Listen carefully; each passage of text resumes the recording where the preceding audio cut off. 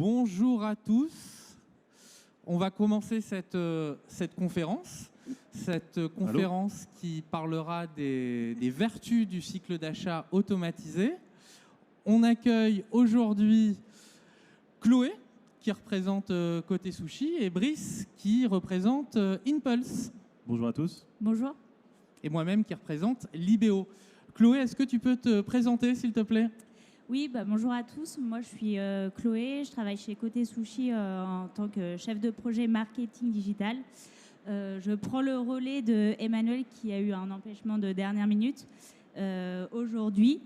Donc, je pense que Côté Sushi, ça vous parle à tous. Mais aujourd'hui, du coup, on est leader et numéro 1 français dans la livraison, la vente à emporter et du coup le surplace sur la cuisine Nikkei.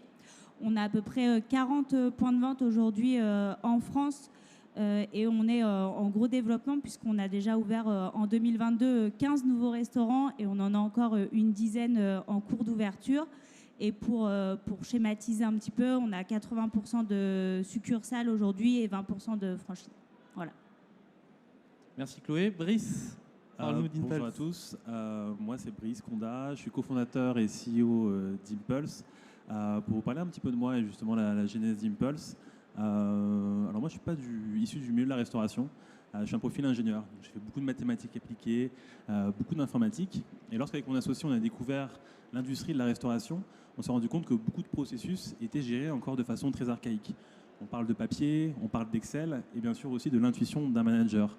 Si on a un bon manager derrière, on a une bonne marge. Et si le manager part en vacances ou qu'on a un turnover assez important, la marge peut être complètement plombée. Et on s'est dit tout simplement qu'il fallait changer de paradigme. C'est pour ça qu'on a créé Impulse, qui est aujourd'hui une solution de planification et de gestion pour les chaînes de restaurants, les dark kitchens, et on équipe aussi certains acteurs de la GMS. On va leur permettre deux choses. La première, c'est sur le terrain, vraiment, de pouvoir permettre aux opérationnels, managers, assistants managers, d'avoir une expérience fluide sur le passage de commandes, le contrôle à réception, par exemple, et les inventaires. Et on va aller automatiser l'ensemble de ces processus-là grâce à l'IA. Notre IA est branchée directement à la caisse et fait des prévisions, des recommandations, de telle façon à rendre le processus le plus fluide possible sur le terrain. Et au siège, on va permettre à des profils type contrôleur de gestion, DG, d'avoir des indicateurs clés ultra précis sur la partie financière et opérationnelle.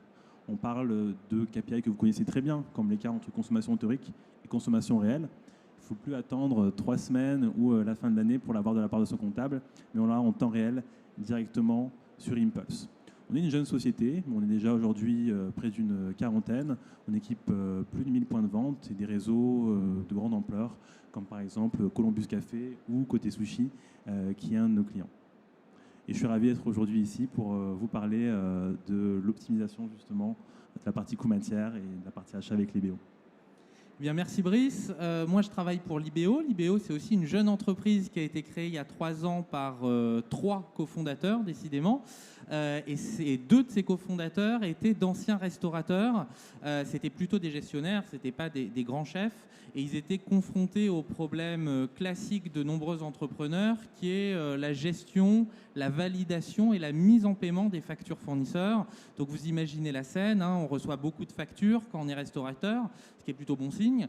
On a un risque de doublon, on perd du temps à les valider, on perd du temps à les transmettre à son expert comptable, il y a des risques d'erreur. On part aussi beaucoup de temps à les mettre en paiement en se connectant à sa banque ou à ses banques.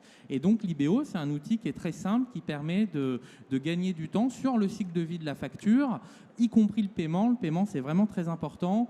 Peut-être que nombreux d'entre vous sont concernés par le sujet. Vous devez faire à chaque fois un login, un mot de passe, plusieurs clics sur votre ou sur vos interfaces bancaires. Et le fait d'avoir un outil comme le nôtre, naturellement, ça vous permet d'éviter les erreurs et de gagner du temps dans ces tâches particulièrement chronophages. Et comme vous vous en doutez, ça fait beaucoup de sens qu'on soit aujourd'hui avec Impulse et Côté Sushi. Côté Sushi qui est un utilisateur émérite de nos 2 solutions. Et puis Impulse qui est une solution métier dédiée au pilotage de la marge. Et évidemment, ces sujets-là sont très proches des sujets de comptabilité et de gestion de trésorerie qui sont les thèmes marge, pilotage, trésorerie qu'on va développer aujourd'hui dans cette conférence. Alors, pour commencer, on s'est dit que même si c'est très intéressant ce qu'on allait à vous dire, on avait quand même envie que cette conférence soit un peu interactive et on vous propose de vous livrer un petit exercice. Ça s'appelle Kahoot. Donc, on va vous inviter à prendre votre téléphone portable, à aller sur kahoot.com. Donc, Kahoot, ça s'écrit K-A-H-O-O-T. À inscrire le code qui va s'afficher à votre écran. Voilà, c'est 799 24 92. Et là, on va vous poser quelques questions. Il y en a deux. C'est des petits sondages pour voir où est-ce que la salle, qui est représentative probablement de la restauration, en est sur les sujets de pilotage et d'automatisation. Voilà, on vous laisse encore une vingtaine de secondes. On vous laisse encore une dizaine de secondes. Et on va commencer.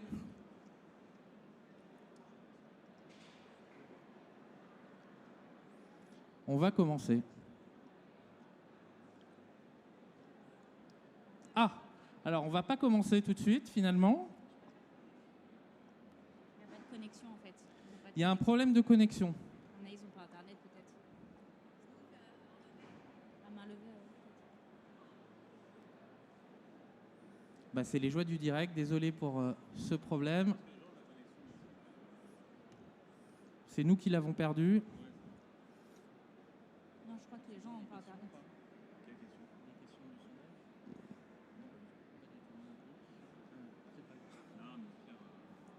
Alors, si le problème n'est pas réglé dans les 30 prochaines secondes, on va vous poser des questions à la main.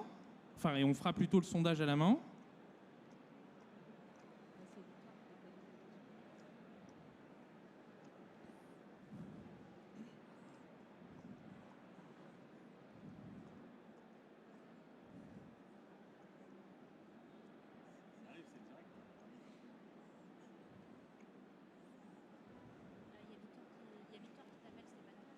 Victor qui m'appelle. Ok, alors on va le faire à la main. Quels sont ceux parmi vous qui ont digitalisé, qui estiment avoir digitalisé l'ensemble des opérations liées au cycle d'achat? Donc par opération liée au cycle d'achat, on entend Les achats, les achats, la gestion de stock par exemple. le stock, et on entend également la pré-comptabilité, la gestion et la validation des factures. À monsieur de une partie. Alors, soit vous êtes très timide, soit peu d'entre vous ont digitalisé cette partie-là. Peut-être un peu des deux, monsieur aussi. Donc ça fait 3 sur une salle de, je dirais, 60 personnes. C'est pas mal, enfin c'est relativement peu. La deuxième question qu'on voulait vous poser, Brice, tu te souviens? Attends, je peux la lire aussi. C'est toi qui as les questions, Stéphane.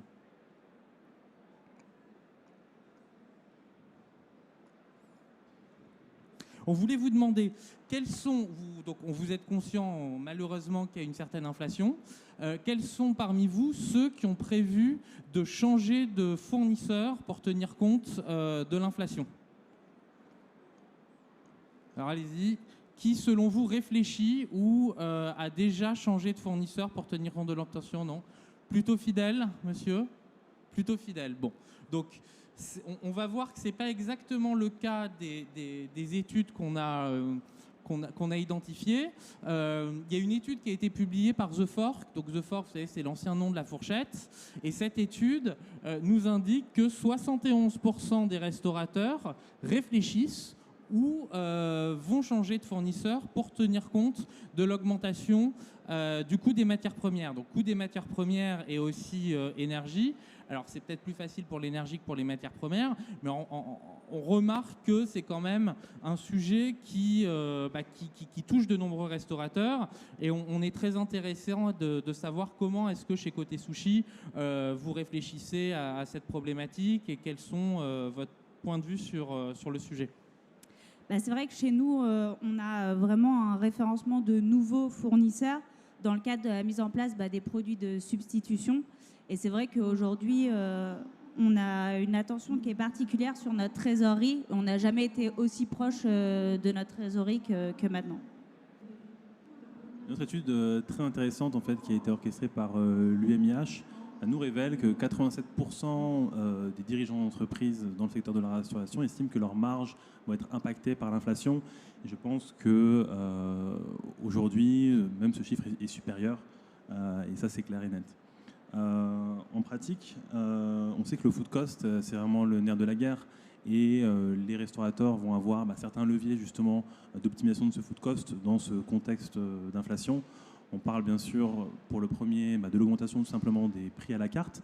Et on va avoir aussi une attention un peu plus appuyée qui va être portée sur la partie gestion du food cost avec une meilleure gestion de stock. Et donc Chloé, comment vous faites vous chez Côté Sushi pour du coup mieux gérer ce sujet dans le contexte d'inflation ? C'est vrai que nous, la hausse des matières premières, ça nous amène à avoir des références, comme je le disais, qui sont indisponibles. On a des changements constants sur notre mercurial et du coup, ça demande une grande réactivité au quotidien. On a une gestion des stocks qui est de plus en plus complexe puisqu'on a des produits qui ne sont pas forcément disponibles ou autres.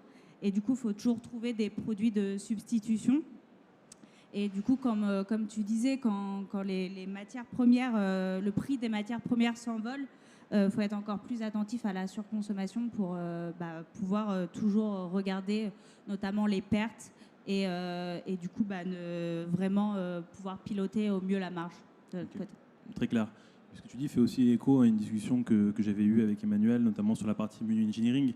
On sait qu'aujourd'hui, on va dire l'épuration du menu afin de pouvoir conserver les références à plus forte marge ou les références avec un haut taux de rotation, est assez important. Donc voilà, se doter d'un outil qui va permettre de pouvoir faire le pont entre les données de vente et bien sûr justement les données des fiches techniques liées directement à la mercuriale, ça va vous permettre de pouvoir tout simplement aller améliorer la marge. Et on constate certains effets chez notamment des restaurateurs qui ont un volume assez important. Ça va être parfois d'optimiser la carte, mais par canal. Et justement avoir une carte très optimisée sur la partie, par exemple, Dark Kitchen. Et on le voit, par exemple, avec vous chez Côté Sushi, notamment avec les marques comme Maison Poké, vraiment très focus, et une collection assez restreinte finalement de Poké, mais assez optimisée. Maintenant, on va passer vraiment dans le vif du sujet et ce pourquoi vous êtes venus. On va vous présenter justement l'ensemble du cycle d'achat, vraiment depuis la partie prévision. Là, ça va être quel va être mon chiffre d'affaires, quels vont être mes besoins, notamment en matières premières, jusqu'à la partie paiement, qu'on peut d'ailleurs gérer directement avec l'IBO. Moi, je vais me concentrer sur 4 étapes. La première, ça va être la partie prévision de vente. La deuxième, ça va être l'état de stock ou la partie inventaire. Ensuite, on va avoir la prise de commande qui est une étape clé, une étape vraiment canonique et qui est gérée par le manager ou par l'assistant manager. Et finalement, la quatrième étape que je vais traiter avec vous, c'est la partie contrôle à réception de la marchandise. Donc si on commence par la partie prévision de vente, on sait que c'est quelque chose qu'il faut faire, mais lorsqu'on se rend dans la plupart des restaurants et même de chaînes de taille assez importante, on constate que ce processus est généré encore de façon très archaïque. Alors, dans les chaînes et les points de vente les plus avancés, on va avoir par exemple la mise en place d'une main courante. Une main courante, c'est ni plus ni moins qu'une feuille ou qu'un papier Excel dans lequel on va historiser les événements dans le passé, des travaux de voirie, une promotion qui a été faite par le siège. On va aussi avoir la mise à disposition d'Excel ou tout simplement de BI un petit peu avancé sur la caisse, mais on reste exclusivement sur finalement de la donnée passée. Et bien souvent, ce sont les managers qui ont une intuition plutôt fine et qui ont une expérience assez importante, qui vont du coup pouvoir bien prévoir leurs ventes. Le problème, c'est que bien prévoir ses ventes, ça a un impact en fait direct sur la partie matière. Et dans ce contexte d'inflation, on sait que ça va être capital. Ça va pouvoir engendrer tout simplement des surstockages, des pertes trop importantes. Donc bien prévoir ses ventes, après lié avec les fiches techniques pour avoir vraiment un besoin de consommation bien estimé, va être un processus qui va être cœur. Et je sais que Côté Sushi a automatisé ce processus. Et donc Chloé, est-ce que tu peux nous expliquer en quelques mots pourquoi vous l'avez fait et comment vous le faites ? Oui, tout à fait. Nous, on a du coup un modèle de pré-production, c'est-à-dire qu'en fait, on fabrique avant du coup chaque service par le personnel du coup des plateaux qui sont mis en vitrine. Donc c'est vrai que l'anticipation des références à produire, ça constitue un élément majeur chez nous. Avant d'automatiser, on avait beaucoup de pertes Et du coup, c'est vrai que maintenant, le fait de lier la prévision des ventes au stock et aux conditions des fournisseurs, ça nous permet vraiment d'être le plus précis possible par rapport aux consommateurs et également par rapport aux attentes. Ça veut dire de notre côté moins de gaspillage et moins de pertes. Okay. Très clair. Alors le cas de Côté Sushi est assez intéressant parce que la prévision, au-delà de bien pouvoir planifier justement ce qu'on va consommer en termes de matière brute, permet aussi d'optimiser cette étape intermédiaire qui est celle de la production et qui est capitale, notamment lorsqu'on travaille avec des produits frais comme le saumon, le thon ou encore la dorade. Une fois qu'on a prévu justement ces consommations, on veut savoir combien il nous reste en stock. C'est un sujet clé. Si on sait qu'on va consommer demain 30 kg de saumon, qu'on a 10 kg encore en stock, on va juste en consommer 20. Enfin, on va en commander 20, pardon. La réalité, c'est que cette gymnastique, il faut la faire sur un ensemble de références, parfois jusqu'à 100 références sur l'ensemble de la mercuriale, et ça peut être compliqué à faire sans automatisation. L'étape clé, du coup, pour pouvoir lier la consommation et avoir une reco de commande, c'est de pouvoir faire notamment un état de stock. Aujourd'hui, dans la plupart des chaînes de restaurants, l'état de stock est fait de manière encore assez empirique. On va avoir des cadenciers qui vont être imprimés avec parfois des conditionnements qui ne sont pas les conditionnements qui vont être utilisés pour le traitement ensuite en comptabilité. Ces feuilles se perdent. Parfois, on va avoir des systèmes un petit peu plus poussés, notamment avec du Excel et du Excel partagé, sous forme d'un Google Sheet, mais ce ne sont pas des solutions qui sont finalement très scalables. Et ça va avoir un impact assez négatif sur la gestion de stock. Tout simplement, il est compliqué d'avoir une notion fiable de stock. Et ça, bien souvent, les comptables s'arrachent les cheveux. Ensuite, une fois qu'on a cette notion de stock qui peut être plus ou moins bien effectuée, il va falloir faire le passage de commande. Sans une bonne prévision et une bonne gestion de stock, il est compliqué de pouvoir passer une commande juste. Mais en pratique, on a affaire à déjà des problèmes un peu plus cruciaux qui vont être tout simplement le passage de stock de façon très archaïque. On va le faire de façon complètement non digitalisée, en appelant directement le télévendeur. On va aller voir de façon assez rapide et furtive son état de stock et on va estimer tout simplement à l'intuition la commande à passer. Du coup, on n'a aucun suivi, aucune traçabilité, aucune historisation de ses achats. Et lorsqu'on va faire une analyse a posteriori, c'est extrêmement complexe. Donc Chloé, est-ce que tu peux nous dire justement comment l'automatisation te permet du coup d'optimiser ton coût de matière ? À nous, c'est vrai qu'on a besoin d'avoir une vision précise sur nos stocks pour optimiser nos approvisionnements au quotidien et éviter, comme je le disais, les pertes et également les ruptures de stock. Et grâce à l'automatisation, on peut suivre du coup les recommandations que le logiciel il nous fait et qui nous indique la bonne quantité à commander. Et en prenant compte des différents facteurs. Donc ça va être la prévision des ventes, les fiches techniques, les dates limites de consommation ou encore l'état réel des stocks. Ouais. Ça donne aussi également un outil intelligent qu'on met à disposition des managers et eux, ça leur permet de gagner du temps, ça leur simplifie la vie au final au quotidien. Ok, très clair. Et moi, dans mes discussions en fait, avec de nombreux restaurateurs, bien souvent déchaînés, j'ai constaté que le contexte, notamment macroéconomique, avait un impact directement sur la disponibilité des produits. Vous, comment vous faites face aujourd'hui chez Côté Sushi à la pénurie notamment de matières premières ? Nous, ça nous permet vraiment de mesurer et comprendre notre surconsommation en fait, des matières premières. Donc, est-ce que c'est dû à un surplus, une surcommande, une fraude ou justement des pertes qui sont dues aux dates de limite de consommation ? Et ça nous permet également d'avoir accès directement à de la data clé. Donc, comme je pouvais le dire, on a un besoin vraiment de suivre en temps réel, par exemple, notre marge brute ou nos food costs. Et du coup, de pouvoir analyser les écarts en fait, entre la consommation réelle et la consommation théorique. Et du coup, de pouvoir réagir assez rapidement en modifiant nos prix ou nos recettes. Concernant justement cette évaluation, comme tu le disais, de la partie coût matière, je pense qu'il y a un vrai sujet aussi, c'est la fiabilisation de l'état de stock. Et là, on arrive sur la quatrième étape, qui est ce qu'on appelle le contrôle à réception. Une fois qu'on a passé la commande en fait, auprès de son fournisseur, on va la recevoir et il va falloir la valider. Si la commande, en tout cas, est bien réalisée, on va avoir deux vertus principales pour le restaurateur. La première, ça va être de pouvoir réclamer son dû auprès de son fournisseur, donc de se faire rembourser, et simplement de pouvoir émettre une demande d'avoir, et je le précise, valide, qui va être prise en compte par le fournisseur. Le deuxième point, c'est de pouvoir avoir la bonne entrée en stock. Lorsqu'on commande 10 cartons, qu'on en reçoit uniquement 5, il faut pouvoir bien le valider pour savoir ce qu'on a en stock en fait théoriquement. Là encore une fois, vous le voyez, le processus de contrôle à réception, c'est un processus assez analogue à celui qu'on peut voir sur la partie inventaire. On va constater que la plupart des restaurants finalement ne le font pas ou très très peu, uniquement sur certaines références. Pourquoi ? Parce qu'il n'y a pas vraiment de moteur pour pouvoir générer des avoirs, pour pouvoir contrôler les écarts entre ce qu'on a reçu et ce qu'on a commandé, que ce soit des écarts de prix, des écarts en termes de quantité sur le bon livraison ou le bon de réception. Donc on le note sur une feuille volante, on appelle quand on a le temps et à la fin on ne fait pas la demande d'avoir, on ne va pas réclamer son dû. Et derrière, bien sûr, la gestion stock, elle, n'a pas du tout été fiabilisée. Et c'est un point très très important parce que dans le contexte actuel, on a finalement beaucoup de substitutions de produits faits et réalisés directement par le fournisseur. On va également avoir de très nombreuses ruptures qu'on va pouvoir constater uniquement a posteriori. Et donc le fait d'avoir un processus de contrôle à réception fiable, c'est vraiment un levier clé pour pouvoir aller grappiller des points, notamment sur le coût matière.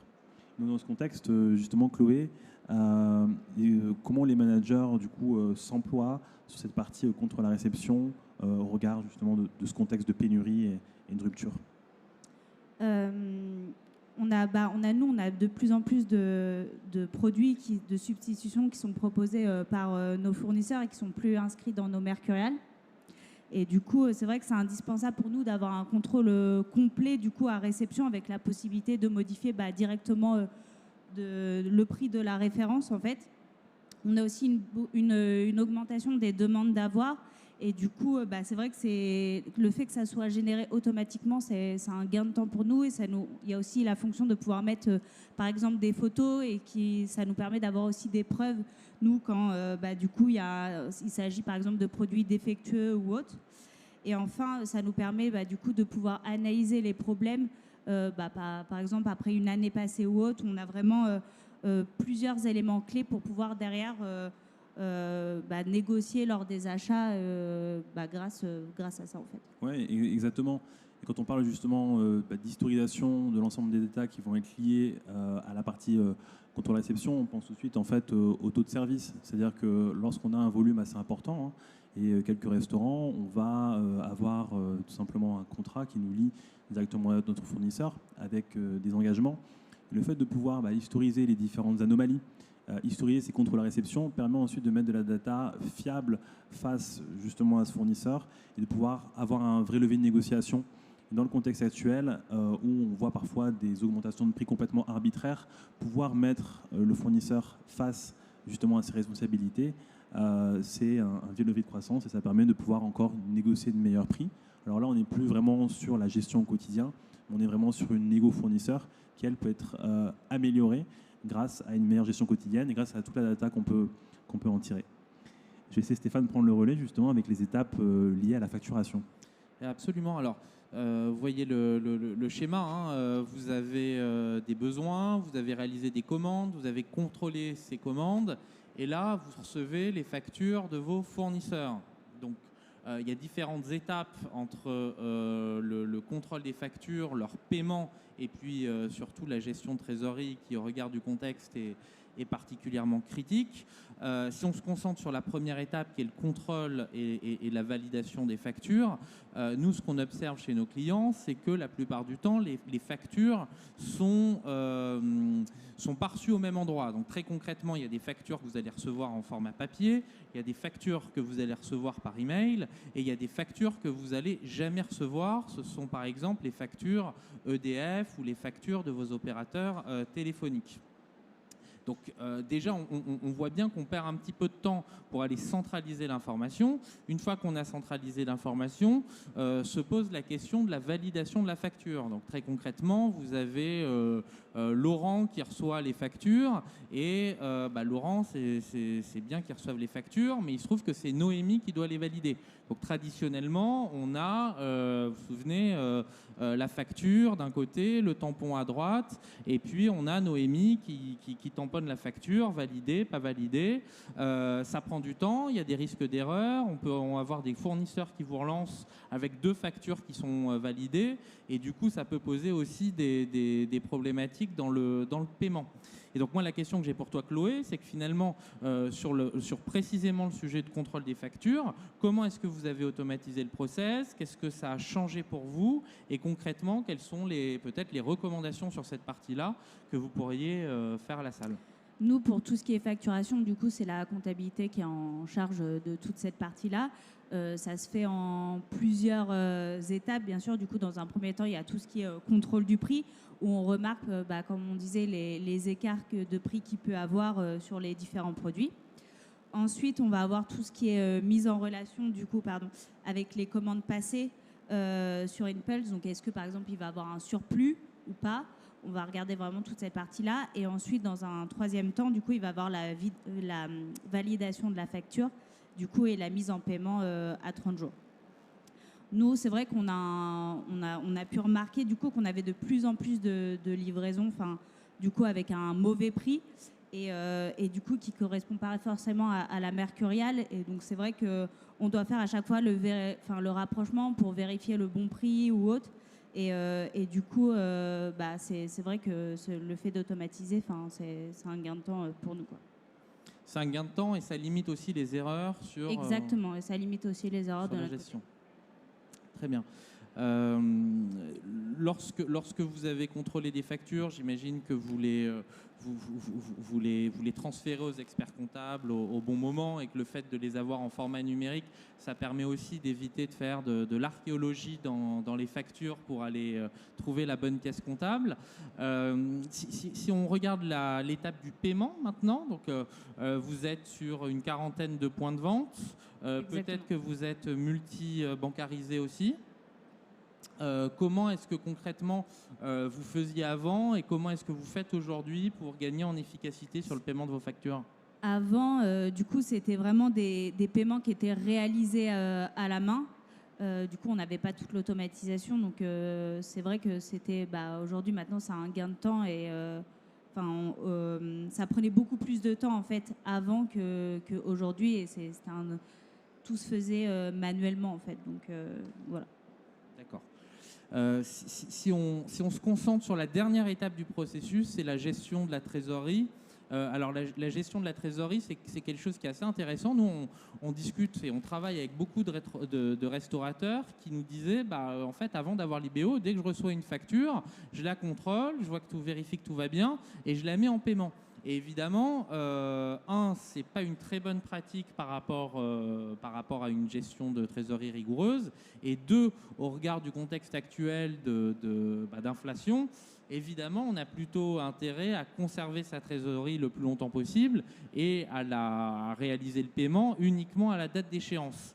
Et pour ça, évidemment, il faut avoir des échéanciers, il faut savoir exactement quelle somme on doit à qui et à quel moment. Et en fait, il n'y a pas 50 solutions. Soit on le fait soit on le fait à la main, mais ça je vous déconseille. Soit on le fait avec un fichier Excel, mais c'est peut-être pas la meilleure pratique non plus. Soit on le fait avec des outils qui permettent de gagner un petit peu de temps, je dirais un petit peu de temps, et surtout d'avoir des éclairages assez pointus pour savoir un peu plus précisément où on en est. Vous, côté sushi, c'était d'ailleurs ton mot d'introduction. Tu disais que c'était un sujet qui était vraiment au centre de vos préoccupations. Est-ce que tu as des bonnes pratiques à partager? Comment est-ce que concrètement vous faites pour piloter votre trésor?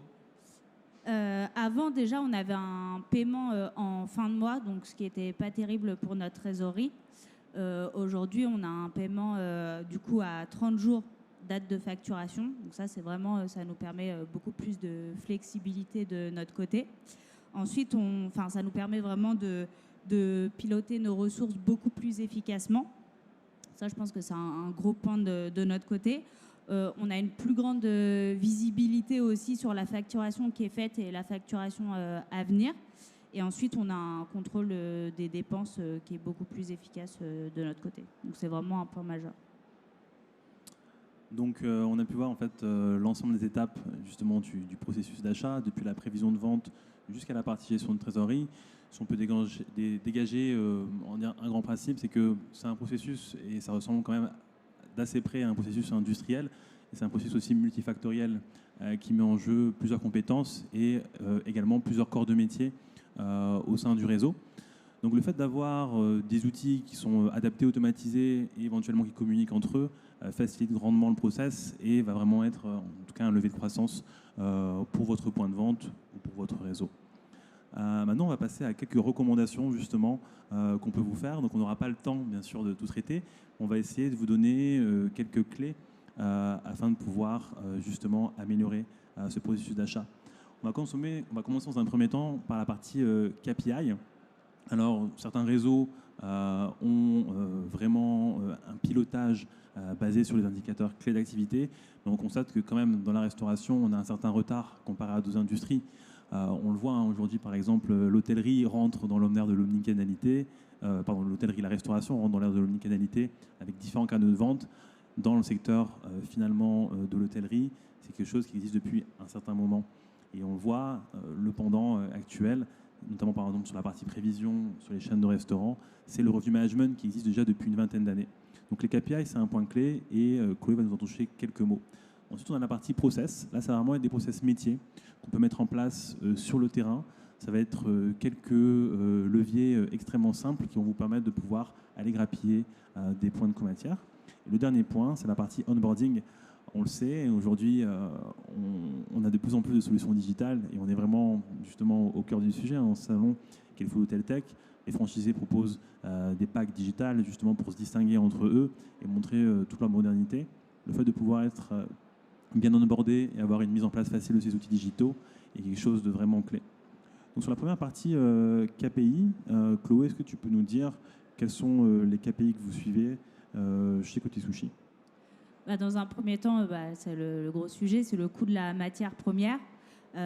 Du coup, c'est vrai qu'on est très attentif à la hausse des matières premières, notamment nous, du coup, sur tout ce qui va être riz, tout ce qui va être le saumon, comme on a pu voir, qui a pas mal d'augmentation ces derniers mois.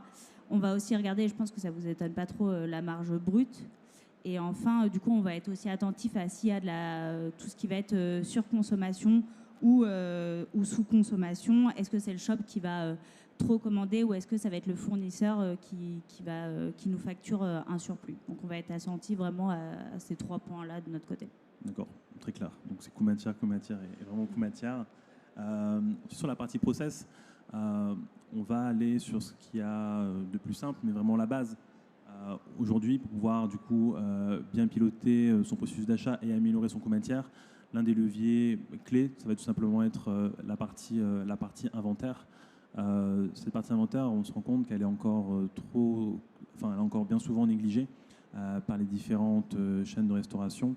On voit parfois que l'inventaire est fait une fois par an, justement quelques jours avant la clôture, et ça pose problème. Ce qu'on préconise, et là on va enfoncer une porte ouverte, mais c'est bien entendu de pouvoir faire un inventaire tous les mois sur l'ensemble des références. Le deuxième point, ça va être de sélectionner tout simplement les références qui vont avoir le plus gros impact sur le coût matière. Bien souvent, on va avoir des références de type protéines. Alors si je prends ici l'exemple de Côté Sushi, on le retrouve dans l'ensemble des restaurants de sushi, ça va être tout simplement le saumon, le thon, les dorades et le riz, qui sont un gros pôle de dépenses. Donc, le premier point, c'est de pouvoir isoler le top 5 ou le top 10 des références qui a le plus gros impact sur votre coût matière, le 80-20, et ensuite de mettre en place un inventaire décadaire ou hebdomadaire justement sur ces références. Ça va avoir deux vertus. La première, ça va être de pouvoir bien suivre justement l'évolution de votre inventaire. Si vous avez mis en place un système qui vous permet de passer les commandes et d'historiser justement les achats, vous allez pouvoir avoir un coût matière hebdomadaire et donc piloter de façon ultra fine justement ce coût matière. Et le deuxième sujet, c'est d'avoir un état de stock plutôt fiable. Si vous n'avez pas de stock théorique, au moins vous avez un stock réel qui est fait de façon assez régulière, et tout ça peut orienter vos opérateurs, notamment dans le passage de commandes. Et le troisième point, c'est de pouvoir utiliser l'anticipation de la consommation en matières premières. Donc là, on va pas prêcher pour notre paroisse, pour Impulse. Justement, c'est une fonctionnalité qu'on a. Mais avant de le mettre en place, ce qu'on conseille, c'est de pouvoir mettre en place une matrice extrêmement simple, par exemple sur vos top 10 références, mais plutôt catalogue côté client. Et à ce moment-là, en mettant vos fiches techniques dans un premier temps peut-être sur un Excel, en mettant en place quelques prévisions de chiffre d'affaires sur la top line, vous pouvez déjà avoir simplement à cadencier de consommation pour chacune des journées à venir. Et ça peut être une bonne première étape qui va vous orienter justement dans une meilleure gestion du passage de commandes. Et après, bien sûr, passer sur une partie complètement digitalisée avec l'automatisation sur l'ensemble des références a un réel intérêt. Ça va vous permettre de pouvoir aller chercher l'optimisation au maximum et d'aller optimiser votre coût matière. Et ensuite, sur la partie onboarding. Alors, sur la partie onboarding, c'est une partie qui est essentielle. Vous avez vu, on traite dans cette table ronde les questions de gestion, les questions de back-office. Vous avez des représentants de solutions technologiques qui proposent de simplifier les opérations. Et donc, pour simplifier les opérations, ça veut tout dire sauf supprimer l'humain. Ça veut juste dire faire gagner du temps à l'humain, ça veut juste dire le délester de tâches chronophages et lui mettre à disposition des outils qui limitent les erreurs. Maintenant, évidemment, qui dit solution technologique, c'est pas on vous donne l'outil et puis vous vous débrouillez et ça va marcher tout seul. Hein. Une solution techno, que ce soit Libéo, une Pulse ou d'autres, ça marche jamais tout seul. Il faut de l'accompagnement, il faut expliquer le sens de la démarche et puis il faut évidemment de la formation. Du coup, est-ce que toi, Chloé, côté sushi, désolé pour la répétition, donc 40 points de vente, j'imagine que plusieurs centaines de collaborateurs, comment est-ce que vous avez embarqué les utilisateurs des solutions digitales et est-ce que tu as des conseils particuliers à partager avec l'audience ? Oui, nous, on a mis un process de formation en interne, du coup, en place. Par exemple, pour les cuisiniers, on leur a recommandé, on a toute une formation pour la découpe du saumon, pour avoir le moins, par exemple, de pertes possible. C'est vrai que chez nous, par exemple, on commande du saumon sans peau, par exemple, pour avoir vraiment encore moins de pertes. Et on définit des standards aussi à respecter. Et on incite les opérationnels vraiment sur le terrain à être vraiment rigoureux sur tout ce qui va être pertes, déclaration des pertes auprès du siège. Et après, du coup, c'est vrai que pour tout ce qui va être retour d'expérience et bonnes pratiques, sur tout ce qui va être digital, c'est vrai que toute cette formation et tous ces outils, on a quand même 450 collaborateurs, donc ça amène quand même à du changement et c'est vrai que c'est quelque chose qui a été très bien intégré chez nous et qui a été le fait de pouvoir les former et à ces outils-là et leur montrer que c'est un gain de temps et que c'est utile, ça a été très bien accueilli chez nous. Donc voilà, ouais. Je reviens quand même à l'essentiel, mais je pense que la formation, c'était hyper important. Et moi, je voudrais rajouter un point justement sur cette partie onboarding. On voit qu'on a la partie formation, mais en tout cas, nous, l'un des points, on va dire, d'échec principal qu'on peut voir, c'est en tout cas, j'ai envie de dire, une mauvaise acculturation des restaurateurs au digital. On a plein de solutions qui sont superbes, faciles à prendre en main, mais en général, il y a bien souvent plein de projets justement qui sont en cours au siège et on n'est pas dans une situation où on peut avoir un power user qui va vraiment prendre connaissance de la solution, la paramétrer et ensuite être vraiment prescripteur en fait au sein du réseau. Donc en tout cas, si j'avais un conseil, c'est de pouvoir créer un terreau favorable justement à l'émergence de ces solutions pour ensuite du coup faciliter l'onboarding. Et c'est s'assurer en fait qu'on ait les bonnes personnes justement au siège pour pouvoir configurer ces outils, les mettre en place et ensuite les promouvoir. Et deuxièmement, de ne pas multiplier les projets de façon déraisonnée parce qu'on a vu que tel ou tel outil était intéressant et le faire plutôt de façon justement séquentielle en s'assurant qu'on a les ressources en fait à chacune de ces étapes. Très bien, merci beaucoup Brice pour ces compléments. On rentre dans l'avant-dernière partie de cette table ronde qui va être consacrée aux bénéfices de l'automatisation. C'est des questions qui vont plutôt des questions ou une synthèse qui va plutôt te concerner, Chloé. Est-ce que tu peux revenir un instant sur les apports des solutions digitales pour gagner du temps, pour limiter les erreurs ou pour gérer plus efficacement ta trésorerie ?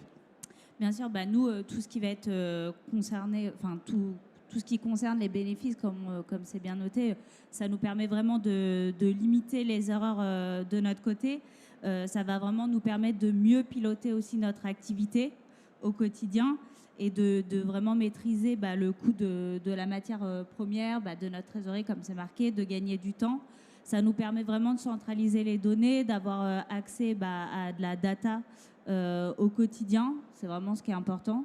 Et voilà, pour donner des exemples un peu plus chiffrés de notre côté, depuis la mise en place avec Impulse, c'est vrai qu'on a constaté une amélioration, nous, de 2 points de notre marge, ce qui représente quand même 800 000 euros, donc ce qui n'est pas négligeable.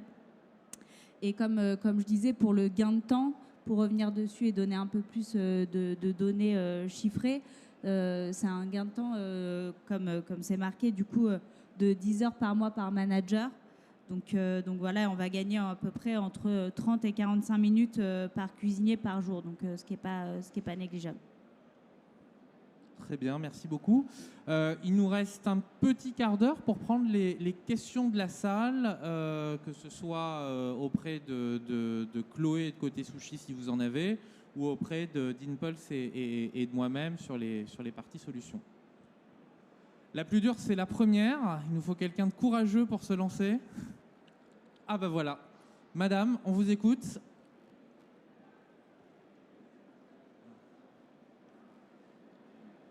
Merci pour la présentation. Bonjour, Gangat Melvin, business analyst. Petite question sur l'intégration des outils. Parce que vous avez montré un schéma avec un process assez linéaire justement sur la partie achat. Par contre, voilà, si on veut vraiment optimiser les coûts, ce qui est compliqué, c'est de pouvoir s'intégrer avec tous les outils qui sont déjà en place, notamment le POS, pour voilà, avoir vraiment la gestion de l'inventaire en direct. Comment est-ce que vous gérez ça au quotidien? Parce que le nerf de la guerre, pour moi en tout cas, c'est surtout l'intégration des outils, parce que il faut avoir une bonne connaissance de l'outil, certes, mais après, c'est l'échange d'informations et après, comment on peut exploiter toute la data. Merci. Exactement. C'est une question juste... Excusez. Bon, je vais répondre de façon assez générale. Je pense que là, on met le doigt sur quelque chose d'extrêmement crucial. Hein. On sait qu'aujourd'hui, les intégrations, c'est des choses de clé. Et de toute façon, en fait, on n'a pas envie de travailler avec une solution qui n'est pas intégrée dans son écosystème. Je pense qu'aujourd'hui, en tout cas dans le secteur de la restauration, on arrive à vraiment un point d'inflexion. En tout cas, sur la partie POS, où finalement, la data, c'est un peu devenu une sorte de commodité. Et aujourd'hui, la plupart des POS assez modernes mettent à disposition une API. Et en tout cas, nous, chez Impulse, on a fait un vrai travail justement sur l'ensemble des intégrations, que ce soit en mettant à disposition notre API pour pouvoir recevoir les données de vente, synchroniser les catalogues ou aller les chercher en fait directement sur les POS partenaires. C'est quelque chose qui se fait finalement de façon assez automatisée, même complètement automatisée.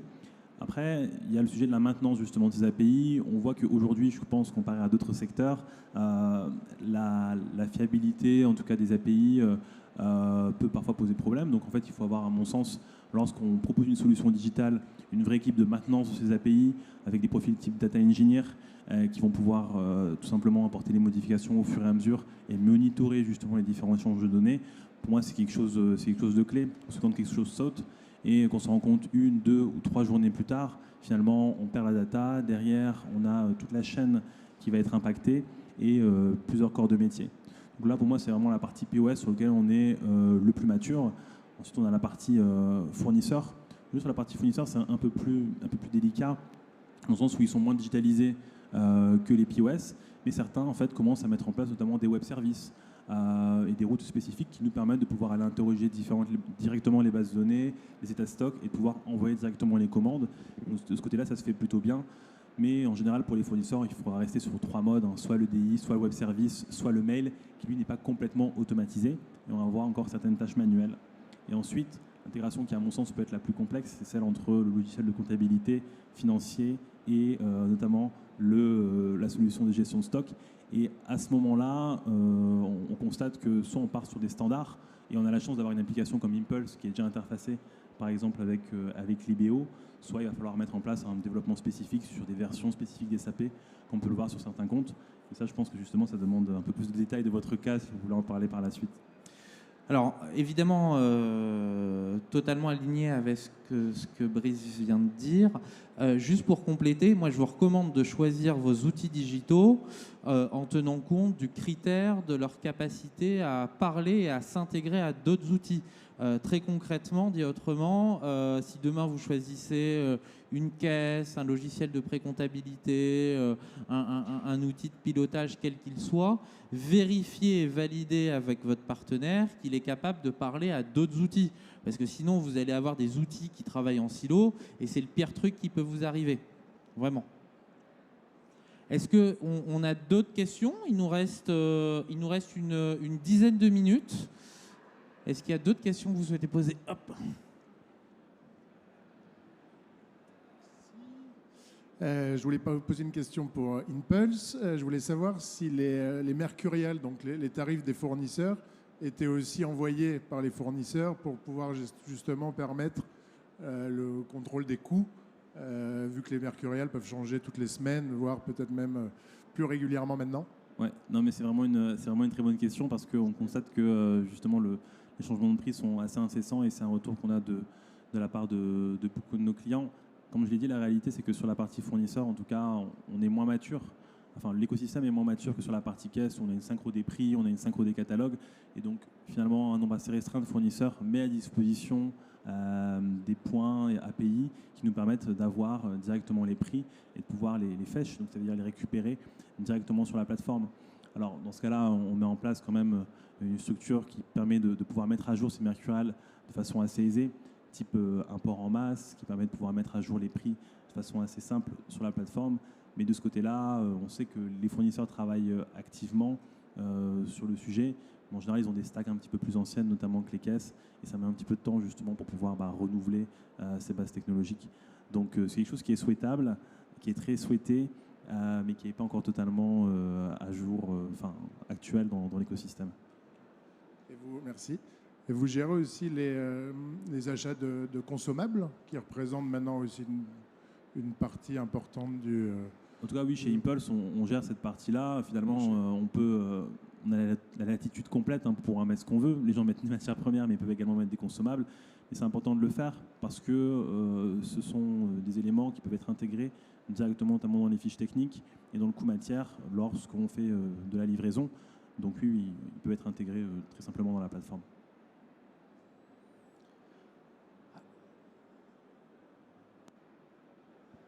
Bonjour. Bonjour. Question pour Impulse. Est-ce que dans la lignée de votre question, dans la vision de l'entreprise, vous imaginez accompagner le restaurateur dans la sélection, par exemple, de ses fournisseurs ? C'est vrai que là, en ce moment, on voit les huiles, par exemple, qui explosent. Vous allez avoir tout un maillage, on va dire, de partenaires et de restaurateurs dans telle ou telle région.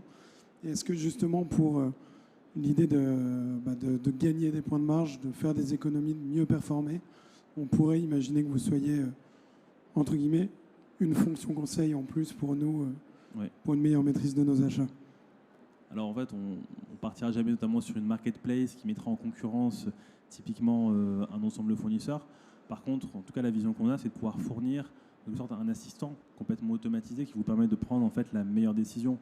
Donc on a déjà des fonctionnalités qui permettent de pouvoir comparer notamment les prix d'achat entre différents fournisseurs et on a pas mal de fonctionnalités dans la roadmap qui vont dans notre sens, mais il sera toujours de vous donner les outils à vous en tant que restaurateur pour faire votre choix. Et on ne sera jamais prescripteur de tel ou tel fournisseur. Tout ça, c'est un positionnement qui est très différent de celui qu'on a. Est-ce qu'il y a d'autres questions ? Ah. Attendez, on ne vous entend pas, madame. Je vais vous passer apporter le micro. Comment est-ce que vous gérez le multisite et notamment une base article où on a un article, par exemple, qui va avoir différents tarifs à la vente ? Tout simplement, on a une gestion multisite en fait, avec si on a un article, là, vraiment dans des détails assez techniques, on a un mapping en fait, prix unique entre le point de vente tout simplement et l'article. Donc on peut avoir un article qui va avoir différents prix sur différents points de vente. Et après on a des systèmes de mise à jour finalement assez simples où on peut répercuter un prix sur un ensemble de points de vente ou sélectionner le prix. Ça c'est des systèmes de mapping finalement qu'on a mis en place et qui font que l'outil est vraiment adapté au multisite. Donc c'est un point assez intéressant lorsque, par exemple, on a une centrale d'achat et qu'on va vendre à différents prix sur différentes régions, ou qu'on va avoir une distinction à effectuer entre des succursales et des franchisés. On va pouvoir très facilement mettre le prix souhaité sur les différents points de vente. En général, on le fait avec 2 prix. Donc sur un groupe de points de vente et l'autre groupe de points de vente. Les deux font une partition du coup sur le réseau. Mais on a totalement la latitude pour pouvoir mettre un prix différent sur chacun des points de vente. Si vous voulez, après, vous pouvez passer au stand. On vous montrera comment on met à jour un prix sur Impulse avec plaisir.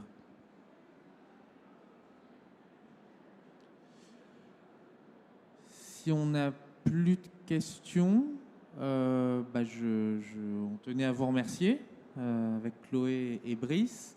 On vous remercie pour votre participation. Si vous avez des questions, le stand Impulse, c'est A34. C'est ça. C'est ça, je le connais par cœur. Et le stand de Libéo, c'est le G34.